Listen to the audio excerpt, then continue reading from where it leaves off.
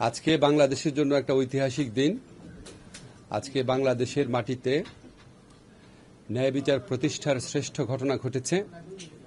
জুলাই গণ অভ্যুত্থানকালে শত শত মানুষের মৃত্যু, হাজার হাজার মানুষের গুরুতর আহত হওয়ার ঘটনা, অঙ্গহানির ঘটনা, বিকলাঙ্গ হওয়ার ঘটনার জন্য যে নৃশংস খুনি দায়ী ছিল, আজকে সেই শেখ হাসিনার মৃত্যুদণ্ডের আদেশ হয়েছে।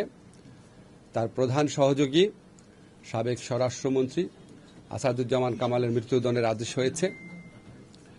আমি মনে করি আজকে জুলাই গণ অভ্যুত্থানের আরেকটি বিজয়ের দিন। আজকে আমার বিশেষ করে মনে পড়ছে যারা জুলাই গণ অভ্যুত্থানকালে প্রাণ হারিয়েছিলেন, আবু সাঈদের কথা, মুগ্ধ, ওয়াসিম, ইয়ামিন, আনাস, রিয়াগোপ, সবার কথা মনে পড়ছে। মনে হচ্ছে আজকে তাদের বিদেহী আত্মা হয়তো একটু শান্তি পাবে। আজকে তাদের শোক সন্তস্ত পরিবারের কথা মনে পড়ছে। হয়তো এই রায়ের মধ্যে দিয়ে তারা সামান্য হলেও সান্ত্বনা পাবেন। ব্যক্তিগতভাবে আমি এই রায়ে সন্তুষ্ট, কিন্তু আমি বিস্মিত না। আর শেখ হাসিনা এবং তার সহযোগীদের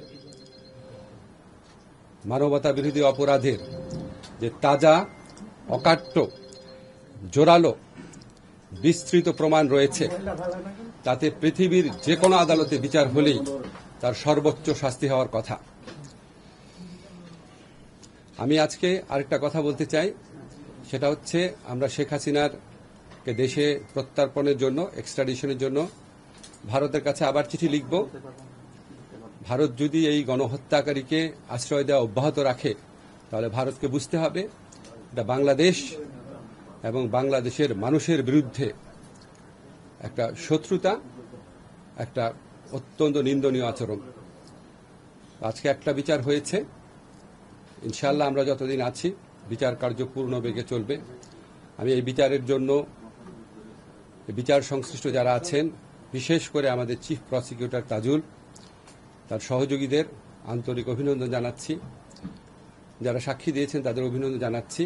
আমরা যতদিন আছি বিচার কার্য পূর্ণ উদ্যমে চলবে এবং আমরা আশা করি আগামীতে যেই সরকারি নির্বাচিত হবে, এই বিচারের গুরু দায়িত্ব থেকে কোনো অবস্থাতেই যেন তারা পিছপা না হয়।